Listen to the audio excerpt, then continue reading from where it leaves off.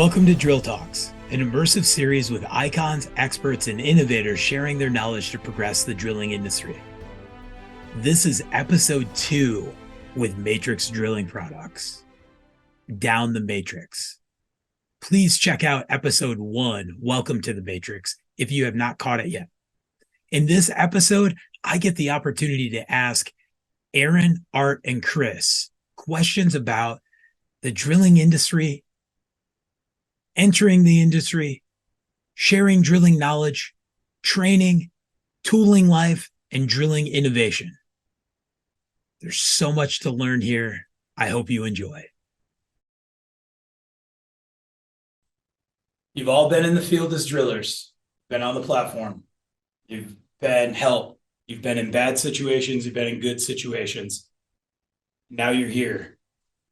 You're able to make a difference. Drillers, helping drillers, R&D, making the job simpler, making it more successful. How? It's a great question, Brock. Again, as we get to this point in our lives, we are really interested in making sure that the profession has every available bonus and plus that could be out there in terms of what we can afford. Our success only comes from the success of those that we help. If you can't complete the whole, there's nothing that we did to help you. So ultimately, as we, the opportunities that we had to work in the drilling industry, as everything from, like I said, working in the worms corner all the way up to pulling the levers, to managing rigs, to driving things all over driving projects all over the earth. All of that culminates in information that we want to freely give back to the industry. If you're facing a problem, lean on us. Come to us for it. If we don't know, we're going to start asking questions from our groups, and we're going to figure out what we can do to help make this a success for you. Not every job that you take is successful, but if you don't have more successes than you have failures, you're not going to be in business long. To say what law of averages, right? Law of averages, right? Yeah. And think about that. If the 9 decades of drilling exposure and experience sitting here, if I don't know, Aaron, how many contacts you got on your phone? Guess what? If you've got a problem, we want to see you be successful. We want to see drillers be successful. We want to have Chris says, if you're not successful, we're not successful. And that is the one thing that when I had an opportunity to start bossing rigs, sharing what I knew with the people I worked with, but more importantly, taking in what they shared, because there is just a giant encyclopedia of situations, conditions, tooling, whatever the heck is out there. We want to know about it, and we want to share it. There have been many times where I've been running a job and somebody who hadn't been in the industry very long said something that was like, well, why don't we do this? Or why isn't this? And you have to sit there. At first you go, that's not the way we do it. But then as you sit there and think upon it, and you're like, holy cow, there's something good here. There's a little pearl here that somebody who was not even really related to the industry all of a sudden is thinking about, and a way to look at the problem. It really comes down to, I think what you guys had said before, there is we all know there's a diminishing level of input in the industry in terms of human capital. We are losing the great experience that has been here long before us, to attrition, to retirement, to whatever it is. We love and miss those guys. And a lot of the great stuff hasn't been passed on very well. We really need to stop looking at each other as competition. As you guys walk the same job and you were competitors for that job, it really doesn't come down to that. There is plenty of holes to drill in this world. There's enough work for all of us. How do we help each other get better at it so that we can service, again, the ultimate client is who's paying for the drilling operations and what they need in order to get what they're doing done. Yeah, well, at least you know the holes. Well, it used to be where, you're trying to make your way up from the worm or wherever you're at on the rig, and no one would show you anything because they didn't want you taking their job. Take a job. And now you can't find somebody for that job. And the dynamics have shifted because, I know people that are, from the oil and gas or from water well industries that have totally gotten out. And then you've gotten people that have gotten in, and like Chris said, you've lost that experience. You've lost that level of training. People have either retired on, they've aged out, they've, reluctantly they've died out. And where's the backfill? Because we get calls all the time in our travels. Hey, we're looking for a driller. Hey, we're looking for a mud person. Hey, we're looking for a water truck driver. Hey, we're just looking for somebody. Like, it's just somebody that can pass a drug test. We don't even need a driver's license. We got licensed people to move we hire that out now. We don't even need them to drive our equipment. And you start asking, and people are, they're not there. The attitudes aren't there, or they've fundamentally shifted to something different. And it's gotten harder and harder, but the drilling still has to go on. We still have to punch holes in the ground, and you need people to do that. And Chris, you said something that is always years and years and years ago. A guy said something to me about a new helper I had, and I was having one of my young driller art moments, and this guy looked at me and he says, I'll tell you something, Art. The dumbest set of eyes will be the best teacher for you. And I kind of looked at him and I said, what? This individual has never seen any of this, and they're going to ask some dumb questions. Well, guess what? Those are the best questions for us, right? And man, oh man, that comment you made a second ago as well is the biggest deficit we can ever say to ourselves is that's the way we've always done it. Yeah, and absolutely. And I from a manager, when I was put in a manager role, even as a driller, as a manager of a crew, right? Don't ever say that to your people, because they will challenge your thought process with that dumb question. Yeah. Well, and down that line, Art, this is the way we've always done it. You're going to take a job outside of the way you've always done it. Yep. One day you're going to find yourself in a zone that you're not familiar with. You don't understand. You've got competing zones, right? Yeah. You're starving one, you're feeding another. You've got problems that downhole that you don't understand. And to attack the problem the way we've always done it is going to end up with a problem, right? Yeah. Yeah. The coach always told me if you always do things the way you've done it, you'll always get what you always got, right? Yeah. So realistically, we're all in a state of educational pursuit, understanding, and this is where we as a community, and not just us three, we're talking as a community in all. If you've got somebody that you would deem as a competitor that you can help out, give back to the industry, man. Help him be a little successful. It'll all go for the better of the industry. We'll all get better together. It's funny, Chris, you talk about, competitors or not. It wasn't that long ago, we actually got a phone call from a competitor customer that builds similar tools. And a customer called them and said, hey, how do we use your tools to drill? And they said, call Matrix. And here we are going, we didn't get the sale, but you know what? We're going to help those people along, and they're going to remember that. Oh, yeah. And we will gear them up for success. Yeah. But they said, call Matrix. It was it was kind of like an aha moment going, I wonder how many more of those people just bought something and didn't realize what they had. And I'm starting to learn, as I visit customers and whatnot, you ask that question, why are you doing it like this? Well, that's how we've always done it. And some of that stuff's generational. Some of that is, what's been taught at drill schools. Some of that stuff is what, they've seen on the internet. Yeah. And some of it is they just don't know. We've got companies out there that are newly formed or buying rigs or hiring people because there's overflow of work, and they're just throwing themselves out there. And we're asking that question, why are you guys doing it like this?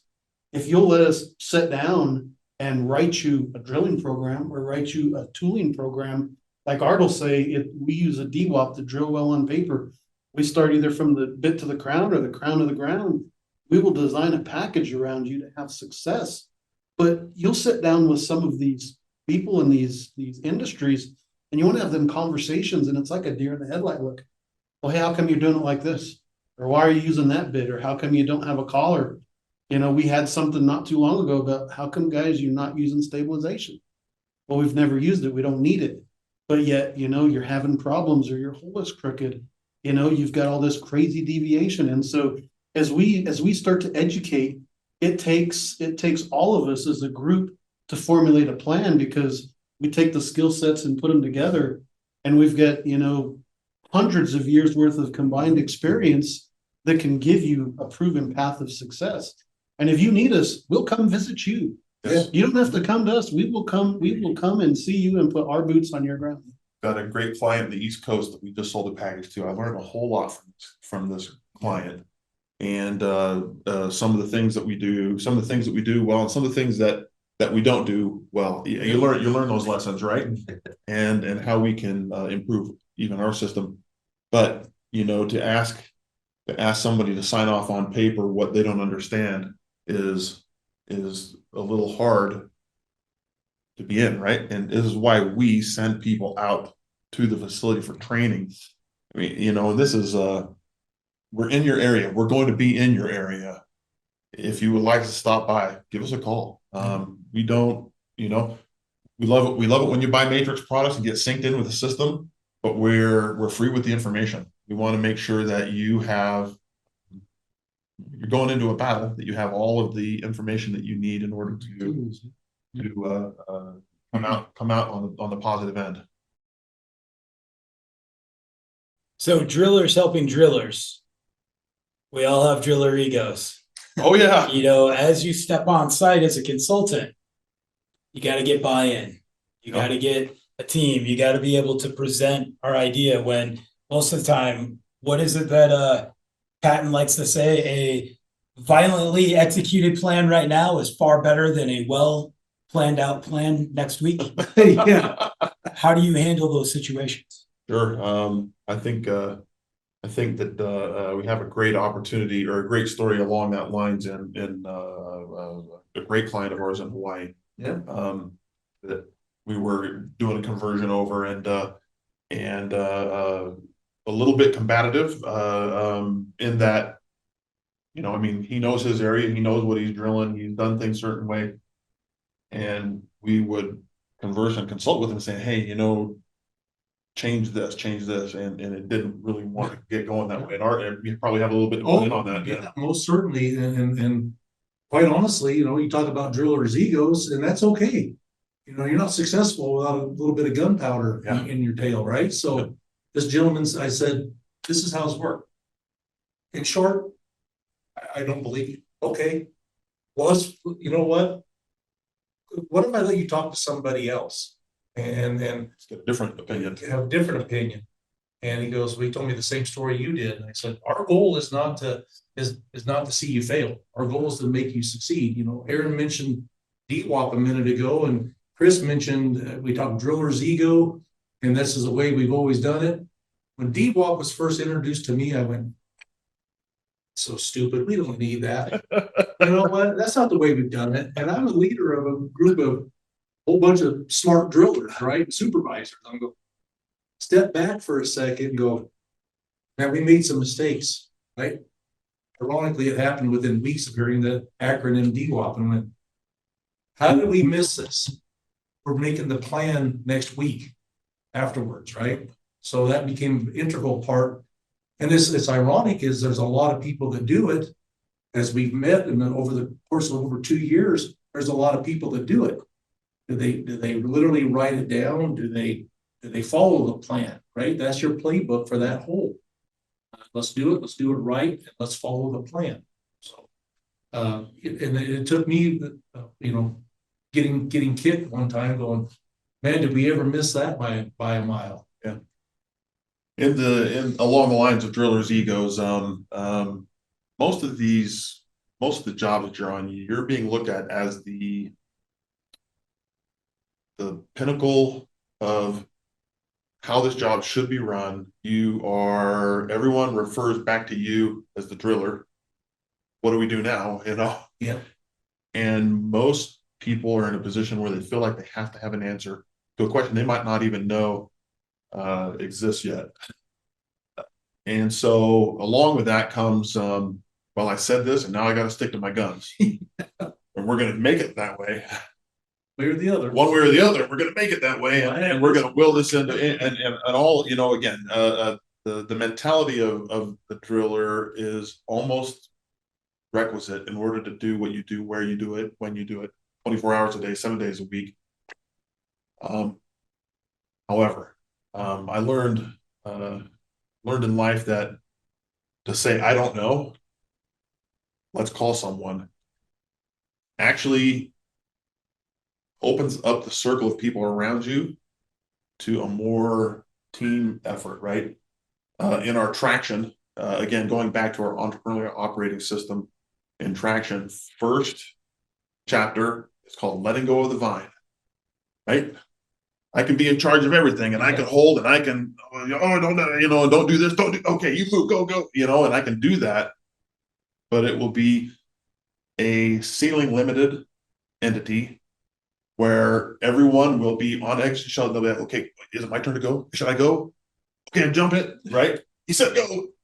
Or I can turn it over to these guys and say, guys, you know what our goals are. You know what's right. Do what is right. Get out there. And let's make the decisions for the industry that need to be in place and not control the industry. So let go of the ego a little bit, because I'll tell you what, builders with egos also have something to teach. Yep. They do. We have plenty to learn. We're not by any means the end all when it comes to the drilling knowledge. Boy, did you hit a spot on there. I mean, the one thing I will say about drilling, when I came into this industry for a 6-month bridge, right? And I just need to get, this is what I wanted to do. Just get some quick cash and I'll be out of here. I'm on my way. And all of a sudden I was like, holy smokes, there's a lot to learn here, right? And the one thing that to this very day that I learned something every day. That is my internal personal goal. And I took that to drilling. I'm going to learn something every day. Mechanically, down hole, muds, whatever that is, this industry offers that to anybody who will go at it with an open mind. And in that there's also business, the business aspect of it, the financial, all the things I'm not really super great at, but I still try and learn them, right? And you need to know those things, right? You need to be able to actually design a well on paper, as you said. And guys, this is not, you don't need to be an engineer to design a well, right? It's a plan, it's a game plan. And I think a lot of people bypass that type of stuff because they believe that it requires some extra. They're fully armed. But I mean, just even passing it off to your driller buddy and saying, hey man, does this make sense to you? And having them check, say, yeah, looks good, Headed to the course with your golf bag, forgot the clubs.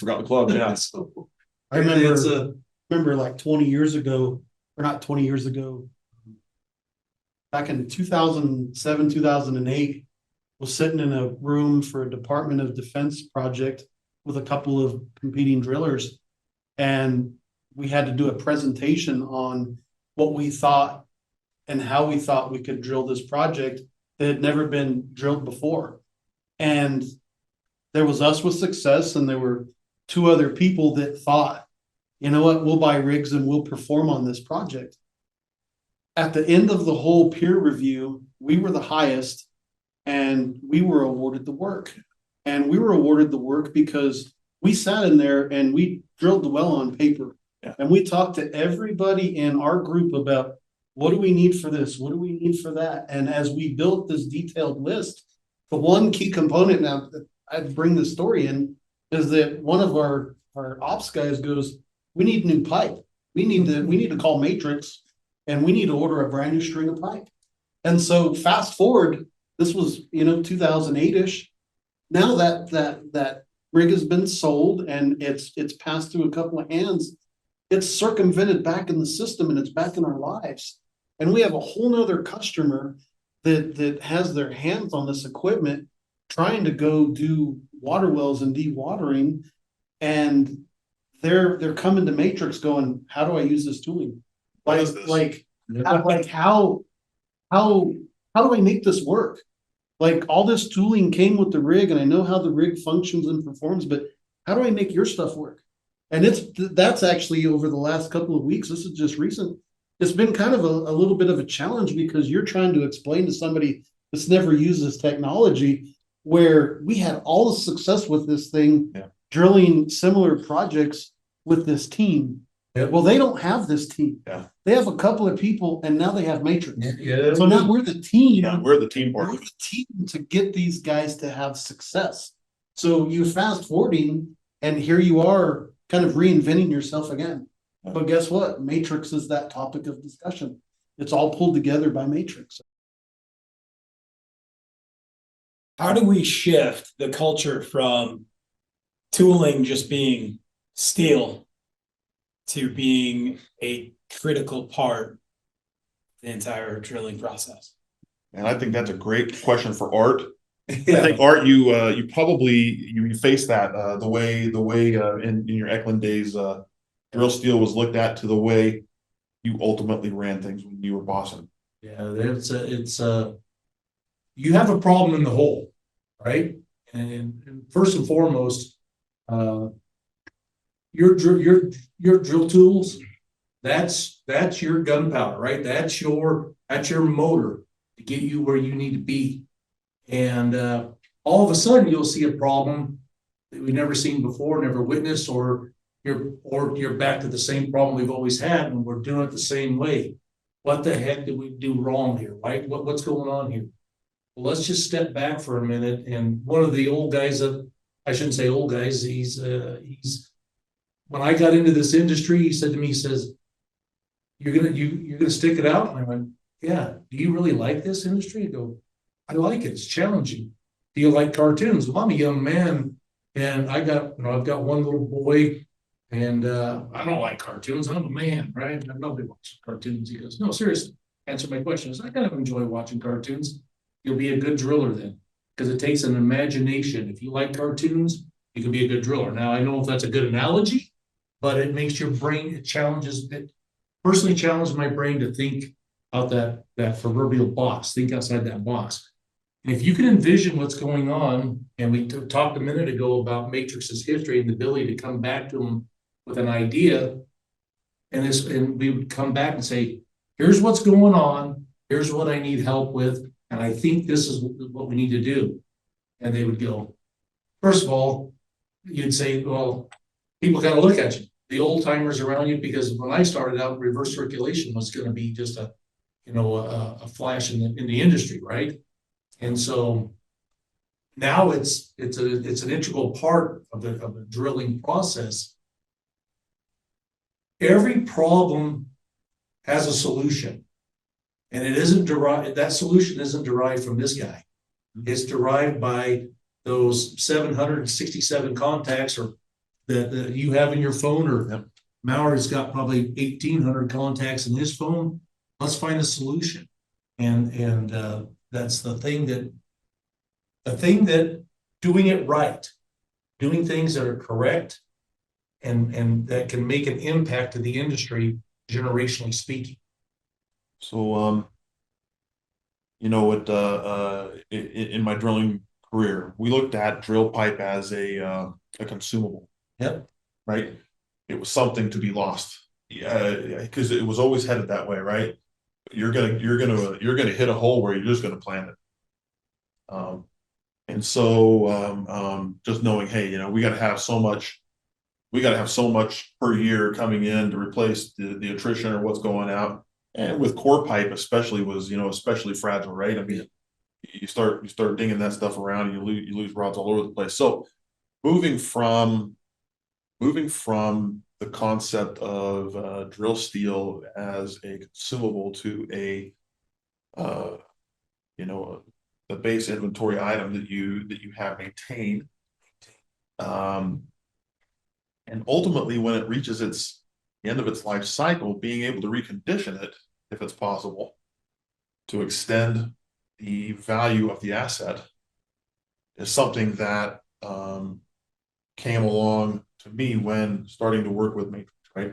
Because they were presenting to me a drill rod that had placeable ends, even though they were solidly welded on. right? Yep. And my integral coring pipe, when you muffed up an end, it was done. Yep. Right? You dinged a pin, it was done. So looking at this as a long-term asset and having the company behind it that would actually fix it and put effort and time into that. I mean, how many pieces of pipe have we reconditioned this year? Oh, last year. Sorry, last year. Let's go last year. Probably in the neighborhood of 800. 800 pieces of pipe. That's Or looked at, I should yeah, say. that's a phenomenal boost to the industry. You know, and looking out and looking down the road as pipe, you know, as an asset versus pipe as a concealed drill steel as an asset. I mean, how great would it be to be able to take the reconditioning process to the yards of our clients, save the shipment back to our place, save the shipment back to them, being able to do it at their facility. We have already made progress in terms of helping to educate the end users that, hey, we can come to your yard, look at your pipe there, because if 40 of them are bad and cannot be fixed, why ship them all over the US and pay for that, right? Let's do it at your yard. And so ultimately moving that direction, I think helps people move from basically a disposable item to an asset that they know is going to be around for years. How many times we run into somebody that calls us up and says, hey, I've been drilling with Matrix drill steels for 10 years and my pipes finally wore out. Yeah. I need another, right? They're not going around and shopping around. They're coming back saying, hey, my Matrix pipe just lasted 10 years before it wore out. 20 years. We had a guy call up and said 20 years. I mean, I don't know what his daily usage of that pipe was, but 20 years is a long time for a drill steel. That's an investment that keeps paying back. You design your holes, you drill them right. Yep. That stuff comes out of the ground and it's ready for the next job.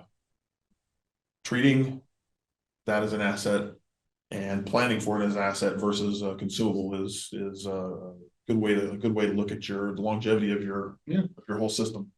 You do not check your oil on your rig every morning. Yeah, twice a day, actually. Yeah, you take a look at your drill pipe just like that. Yep. Just like that. Well, and it's an education process as well too, because if we'll go to your facility, it gives us the ability to look at your tools if they're there or they're in the field, maybe get a look at the rig, get to see what's going on there, what's going right or wrong. But for me, it's been a big education. We talk about younger people coming into the industry. I've got people going, oh, why are you checking this? You know, why are you looking at the threads? And it's not just, you know, dual tube or single tube. Why are you looking at the threads? Why are you looking at the box? Why are you looking at the pin? Why are you looking at the mid bodies? Oh, what is that tool that you put on there, that ultrasound? Well, we're getting a wall thickness. Yep. And then you get a timeline. If we can figure out how old that string is, you can figure out, are they drilling with it right? Are they drilling with it wrong? Are they putting a ton of weight on it? Are they not putting enough weight on it? Where, you know, you can also look at, you know, where they've maybe over torqued the pipe, where they're maybe not getting enough torque when they're making up their connections, whether they're connecting them on the floor or they're using them to torque up down hole. And it's an education process. And I've actually got fulfillment, you know, getting to teach people, this is why we do this. So when you're in the field, look at this, look at that, instead of just throw it off the truck or kick it off the trailer or throw it off with the forklift. Yeah. It gives somebody the ability to go, hey, maybe let's not use that. That guy showed me from Matrix that those threads are galled up, or you know what, that inner tube doesn't look right, or hey, guess what? We don't have any O-rings to make our connections. Or there's some on here that are worn out. Let's change them out. And so it's a education process as well too. But you're not going to get that unless you go to the field. You're not going to get that unless you have communication. And I don't know how much of other people in the industry actually extends what we do. Most beautiful, well-built drill rig in the world can't do anything with a little steel in between it and the bit. Yeah. Tooling 101. We've lost a lot of fundamentals. We got 3 experts here. Wireline coring to reverse to mud rotary, all aspects of industrial drilling. What is one thing that we ought to be doing that we're not doing right now? Each of you individually. I'll tell you, the number one thing that I see is something I was taught 35 years ago, Brock, is this. RC pipe take care of it. Two fashions. O-rings gotta be changed just like oil, just like tires on your pickup.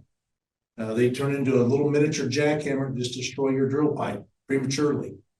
Secondarily, the one thing that you see exterior wear on your drill pipe, one of the things that kind of set us aside in the part of the world that I drilled in primarily is conditioning and borehole to take care of that exterior portion of the pipe. You know, those are the two elements, the inside and the outside, right, of that RC run. That's just simple maintenance. That's what it is, whether it's downhole maintenance or just drill string integrity. You see so much premature wear on inner tubes because of flattened O-rings. Cheap investment. If I was going to throw anything out there, I would say that most damage, the highest rate of damage to drill rods comes in a handling, moving it around, loading it onto trucks, loading off trucks, swinging with a forklift. You dump it off. I mean, we've all seen trucks accidentally unloaded on the ground. So the investment in making sure that your rod is touched the absolute least that it has to be touched in order to get it vertical to go down the hole. And with that is the pin thread protectors. Yeah. Boxes take a lot of beating. Pins do not. You know, Matrix for many years built steel thread protectors, and it was an integral part of the job. And we still provide steel thread protectors if that's requested. We have since moved to high density plastics, but just simply moving a piece of pipe around and just whacking those threads as you're putting it on a truck, off a truck, Yeah. touching it with a forklift, lifting, moving, whatever, however it is. If you can put the fewest touches between storing your pipe to getting it vertical into mast, your rod will last much longer. Your drill steel will last a lot longer.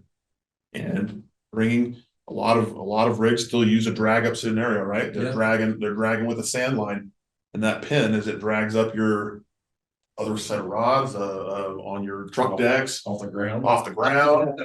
Little thread protector goes a long ways, because all that dirt and crud you're stuffing in the dope goes right into your threads, and ultimately they just break and wear out prematurely. Thread. You mentioned dope. Yeah. Quality thread. Thread dope compound. Thread dope is, we talked about that before, Brock, in another discussion about pipe. I mean, one of the best things you can do for yourself is make sure that your threads are doped. And that's the side, like, you know, from my environmental background, talk about dope, and then that's a bad word. Yeah. Because they were like, hey, how come all of a sudden we got this copper down in this hole? Oh my gosh, it's a copper mine. You're like, you're going, what? I mean, we haven't touched on a lot, but you know, we build sonic tools, and you know, we feel that, you know, we've got the best sonic tools in the world, and to that comment, you know, is taking care of the tooling. One thing from a larger pipe standpoint is that when you can handle your strings and keep them together, they are going to last longer, because the last couple of years we have found that customers just sort of intermingle things together. Yes. And they don't know what they have new from old. Yeah. I mean, Art and I we were just at a rod inspection the other day where they actually had brand new rod that hadn't been ran in the ground that was set out to go with other rod that they were going to run in the ground. And it's like, you know, you don't know your life expectancy. I mean, I referenced the picture on the wall, the banner. Those guys had 7 years worth of pipe, and they were asking this guy, hey, when am I going to get some new one? Well, you still got good pipe. There's nothing wrong with the pipe that you have, but they ran it concurrently. They ran it consistently. But just the other day, I mean, I was literally at a customer's location, and we found so much intermingled pipe that just came off a rig. Heavy wall, light wall. Some was good, some was bad. All mixed in together. And they go, well, it goes to this and this rig and that rig and over here. And what we try to say is, if you can have more consistency in your tool strings. And I know it's hard and it's a management system. I promise you the life expectancy will be better, but also we can tell you how well that pipe is going to run. We can tell you if you had hole problems with that pipe. We can look at that. But when you intermingle it, mix and match it, I guess, kind of like the Burger King special. You mix and match it together, you never really know what you're going to get at the end of the day. And then we get calls sometimes, hey, something failed, and you're like, well, what happened? Well, we don't know. And then you look at things and you're like, wow, okay, we saw and we seen and we advised, but it goes back to education. It goes back to, talking about what customers are using that for. But some of it is turnover. People have left and moved on to other organizations where this company might have had a process. This company has no process. This company wants to build a process and they don't. I mean, Art's been instrumental in going, hey, this is how we used to do it. And I've shared things. This is how we used to do it. This is how we kept this stuff consistent. There's a couple of our customers that also do rod inspections. We've got a couple in California that every time they drill a big, large diameter hole, their pipe goes for an inspection. One, they want to make sure it's good for the next time. And two, if they've got any damage, some of their contracts got liquidated damages where they get certain replacements. Why would you want to pass that on to somebody else if it was a hole condition problem? And so it goes back to that, but we're learning and we're evolving along the way. And we're trying to make things better. So, well, we know how it all works, right? You've got rig 132 out on a job, it just spudded in, and they got 1,000 foot of pipe, but they're not going to be to 1,000 feet, for 60 days. Yeah. And rig 134 needs 20 pieces, so we're going to rob Peter to pay Paul. That's how we get them all mixed up, right? Yeah. So keeping systems together. It's easy to say, it's a hard thing to do. Easy thing to say, hard thing to do. Keeping systems together. But if you're going to borrow, there's got to be a method in place that gets the exact pieces of pipe back to where they need to be so that they're clean, crisp. It's a clean delineation. I had another thing I was going to say, just totally left my mind, but ultimately, yeah, I mean, we've always borrowed from one rig to get the other rig finished and back and forth, right? Yep. So it's always been a process. Always been a process and a problem. Yeah. And more prevalent now than I've ever seen in my career. Yeah. You walk to a string and you see a sequence run, whether it's on a rod truck, a trailer, a sloop of any sort, and you see shoulders that look like this. Yep. That's just a recipe for not for disaster, but premature wear. It's a recipe for loss in the hole. It's coming because the shoulders are where the force transmits. If the shoulders don't touch, it's taking it through the threads. The threads are designed to keep it tight, not to take the torque, cyclical bending torque. But that brings back what I just forgotten a second ago was in your processes making sure that you're rotating your rods through the system so that they're getting even wear, right? If you have a carousel rig, and you're running the same 9 pieces and the carousel down the hole first, every job, you're probably going to blow one of those 9 pieces out. Unless you look at it from this perspective, those 9 are the ones where your problems are going to start. And then you're monitoring them closely. It centralizes your problem, and you manage that problem. You look at the thread, you look at the shoulders, you look at the tubes. You go, okay, those 9 or 7 of those 9, get them off. Totally out of the offsite. Let's send them back for repair or inspection. Bring new ones in. But I mean, the last rod in the hole gets the least wear. It's not going to be your problem rod. Yeah, we stair step off the bottom. We take out of the lead rods, get them out, and just everybody steps down one step. Keep stepping through rod management, right? Those ones that are stepping out, they're getting reviewed, looked at, they're getting fixed if they can be. They're coming right back into the system. And you guys hit on it. It's not a nightmare. It's a challenge. Yeah, and it's a challenge to manage it, but we understand it's worth it. More than anybody. That's a huge investment in your success, financial investment, but it's also a good reward from the success of your business managed correctly.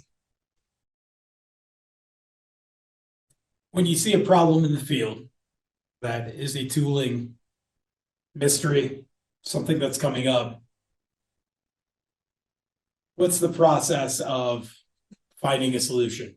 You know, where is the future of tooling? Tooling is smart. Tooling is part of our system. Yep. How do we take it to 2.0 and 3.0? Well, you know what, I keep looking at drilling with lasers. That's the future of drilling, right? Rodless drilling, right? I don't know what that means for Matrix, but Here we go, Harry Stanford. Here we go, Harry Stanford. But there are a lot of great developments that are coming out. A lot of them have been pushed hard in the oil and gas industry, right? You know, logging while drilling, monitoring while it's going on, understanding what's going on in the hole while you're drilling it. A lot better reactionary time or at least real time than you can get sometimes from, just strictly gauges. That's again, in a future where everyone has a heads-up display on their rig and can run that. Obviously, there's going to be some growth and change, but it doesn't necessarily mean that the base recipe of drilling is incorrect or invalid. The question is that we all want is how can we be more effective with the time we have? Because one more hole a year means something. Yeah. One hole per rig per year means something. It means something to the baseline of a business. And but I think that as we've talked, especially in the last couple of days, we've all been together and really conversing through this. It comes down to systems. You can have 10 systems in your drilling operation, and if you're firing on all cylinders and everything's just perfect, great, you're successful. That doesn't seem to be the way that it works. But if your systems are not functioning the way they should, and drill steel is one system, one part of that, it's not functioning the way that it should, it's going to be limited success. It might have success, but it might be not as good as it could be. Right. You might not make that one extra hole this year or 10 extra holes this year if you're really dialed in. Where a lot of that happens is taking systems from known rigs and bringing in other things, saying, hey, we need this. We're not going to put the cash outlay to it. We're going to go borrow something like it. We're going to try and get it done. Right? We're going to try to do with what we've got instead of investing in what you need. Because let's just say you pull in that one item that helps you get that hole done so that you can do one extra hole that year. It paid itself. It paid for itself in one job. Well, from a tooling improvement, or what's the next page look like? Yeah. Look, that goes back to the old school mentality, right? What's the problem? What's going on? If you start a hole for a customer and it's a hypothetical 1,000-foot hole and you lose that hole at 500 foot, everybody's lost. Everyone lost. Right? You've lost reputation. You've lost the customers has just doled out a whole bunch of money because no driller is going to back away at 500 feet on a 1,000-foot hole. We're going to just see until the customer throws in the towel and says, okay, we're done. Pick up the phone. We may have experienced something like that. Or hopefully it's something nobody's ever experienced. That gives the opportunity for all the lights to go on and pedal to the metal, right? Let's start a thought process. Now, what does that mean? Something we haven't seen? Perfect. That's what we're looking for, right? Let's solve the solution. Let's create a solution for a problem.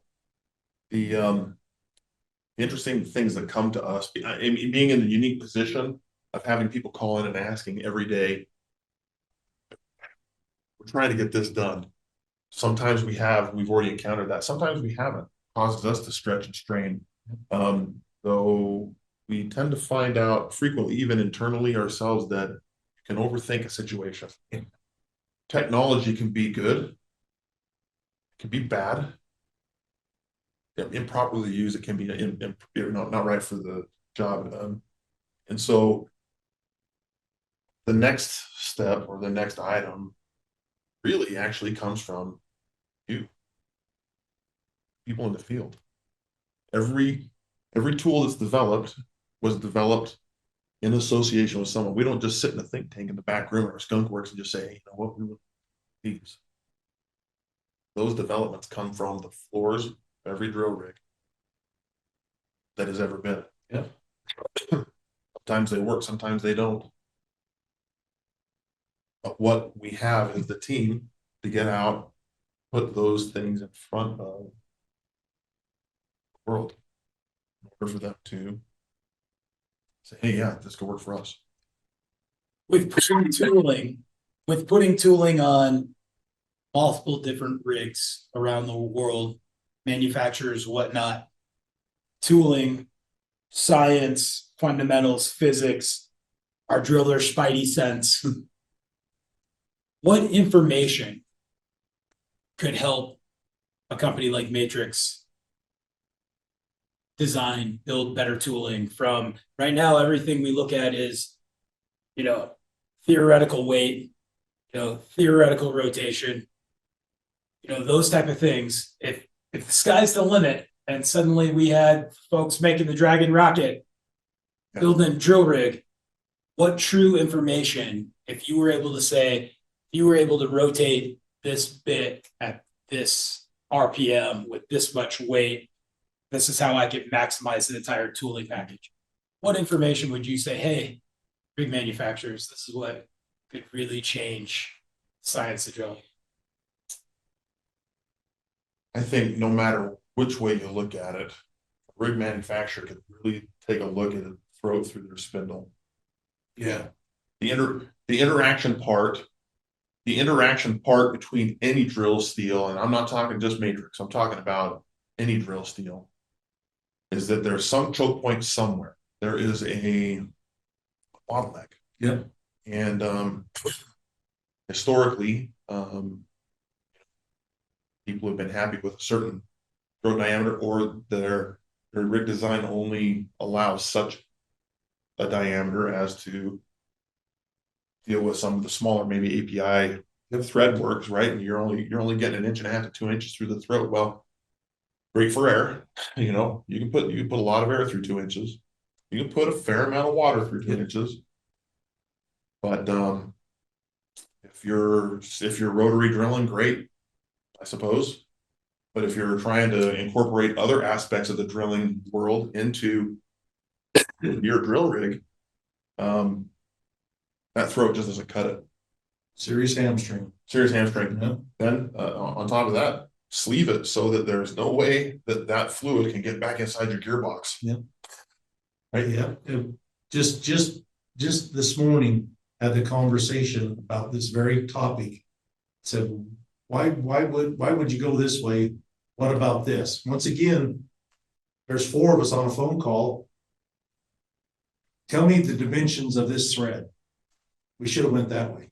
Well, no, we're not throwing rocks. Yeah. We're just throwing things at the wall, Yeah, right? With sticks. Yep. And we have an opportunity to make an influence, and that influence just is better for the industry, better for the manufacturer, and most importantly, better for the customer. Any discipline of drilling that customer wants to do, now they can do it. Oh, yeah. One simple change. Yeah, we've talked for a couple of years now. Build a rig that's either or. Build a rig that's either or. I mean, you're building the same asset no matter what. The either or is, okay, you add a couple of this or you take away that. And so now there's people that are listening. There's people in the industry going, guess what? You know what? We can drill mud rotary, air rotary, reverse circulation, dual tube, dual tube. I mean, some of them can even core off of these rigs. Some of them can core. And so now you've got this equipment that's advancing, but there's very few that are listening, and that equipment is expensive. That's not a lot of it's made in America. It's very expensive equipment. However, where does that change the game when you go out and do a project where you might have multiple facets of drilling? You may have to drill core. You might have to drill air rotary. Then all of a sudden you get down to water, you run into stability problems. And now all of a sudden, okay, guess what? We're gonna bring out our 5.5 matrix dual tube. We're gonna smoke this thing to the bottom. Problem solved. Where other people are like, well, that's not really fair. Well, what do you mean that's not fair? We heard that not too long ago. Well, that's not fair. Why? Because that customer invested in an asset to have success. I mean, we've had the same conversations with people. It's about like Chris talking about thread protectors. Yeah. We had a guy the other day that called up and said, I want to protect my tooling for the long term. But he geared up and he goes moving forward when it comes to equipment and rig manufacturing. There was one particular customer that he wasn't interested about rigs that's now spiked his interest because they're doing something in the industry that nobody else is. And he can get US support, he can get local support, he can get things to advance his programs to give him success, kind of like what Matrix can do. Yeah. We can bring you success. I mean, I had the ability to go to Con Expo, myself and Greg, who's here. You don't see him on the camera, but we got to walk through and we got to talk to people in the industry. Got to talk with rigs and some of them are excavator style rigs, some of them are track rigs, some of them are sonic rigs, some of them are rotary rigs, and we saw this evolution of autonomy, and we also saw this evolution of people putting pipe on these autonomous rigs and all this equipment. And we start asking questions about, well, where do you get your pipe? Well, it comes from overseas. It comes from somewhere else. Well, what's the life expectancy of that pipe? Well, we don't know. It goes back to Chris's comment about consumables. We start talking through some of these conversations and we're like, why don't you let us build some tools? Why don't you let us help you? Yeah. Well, I don't know, because this is the way we've always done it. And so now here we are looking at tools and looking at equipment going, where is the success level at? How come people don't want to listen?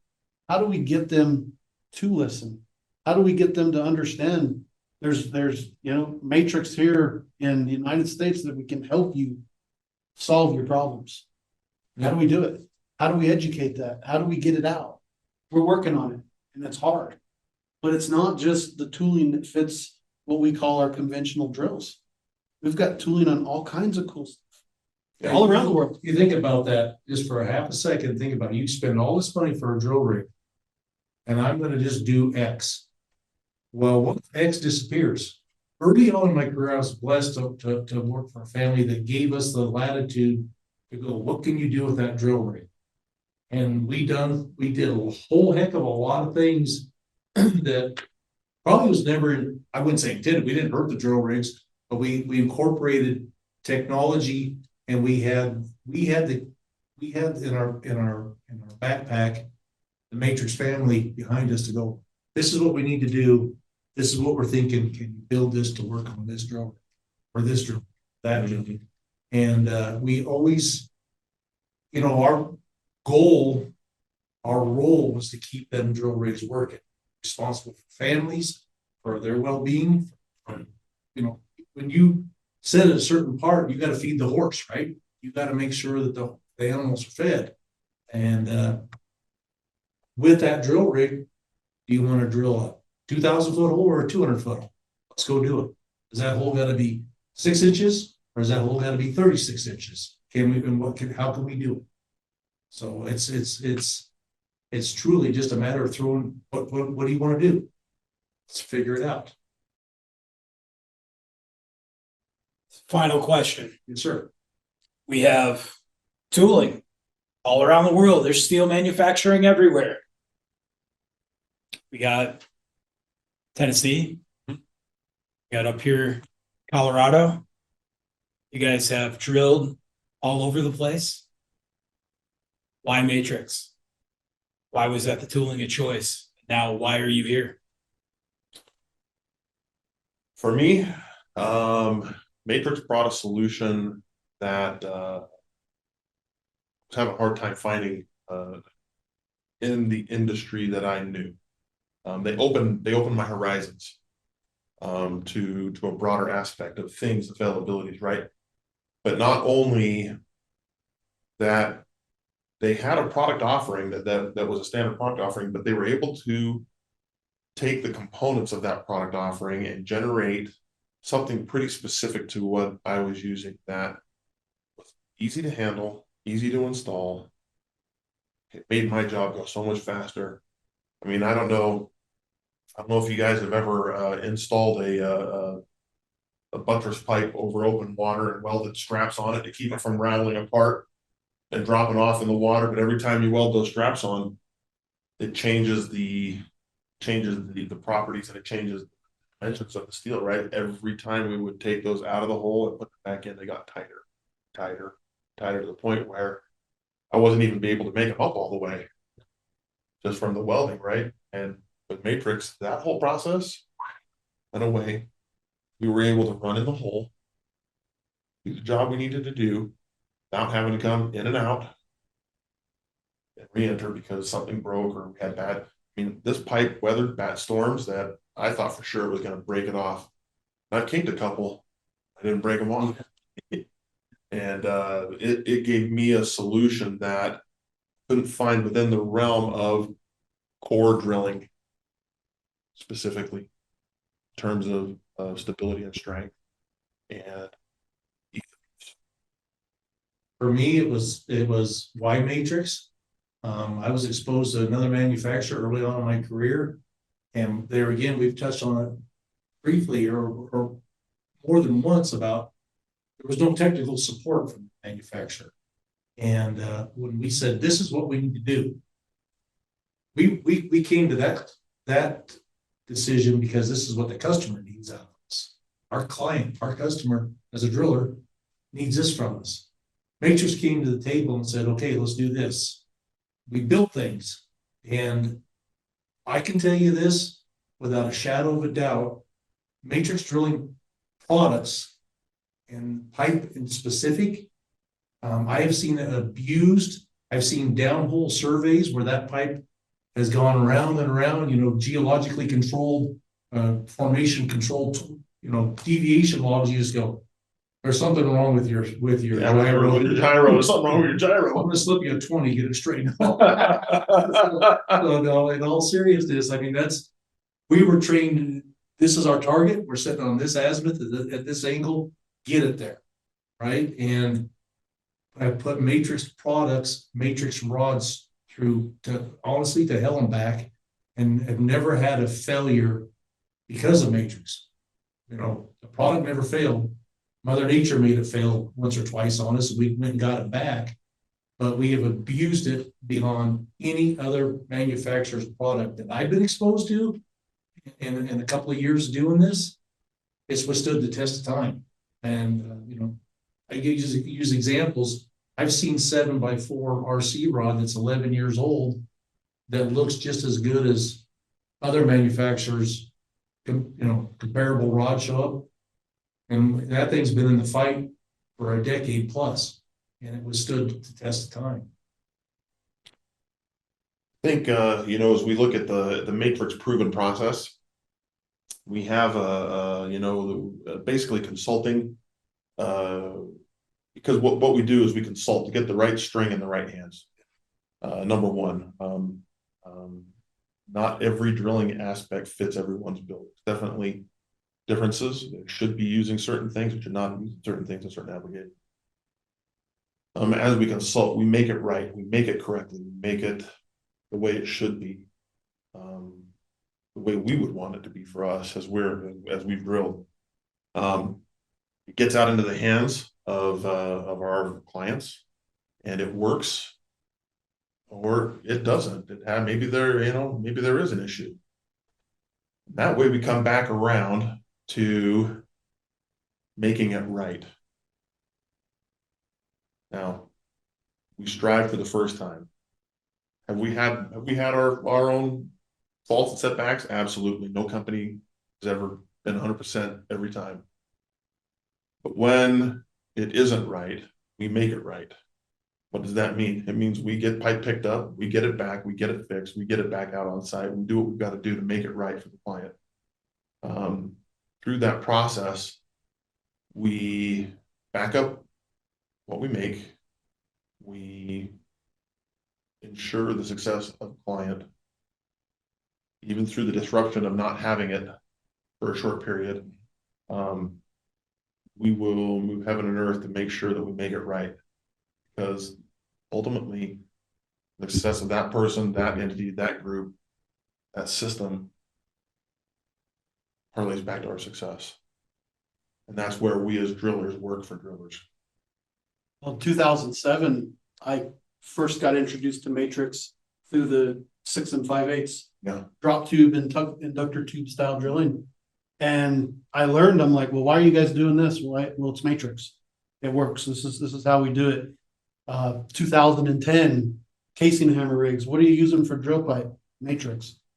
2011, 2012, dual rotary. What are you guys using for drill pipe? It's Matrix. Sonic rigs. It's Matrix. RC rigs, 3 1/4, 4 1/2, 5 1/2 set. It's all Matrix. I'm talking to competitors, going to bid walks. Hey, what are you guys using for drill? It's Matrix. And I couldn't get away from Matrix.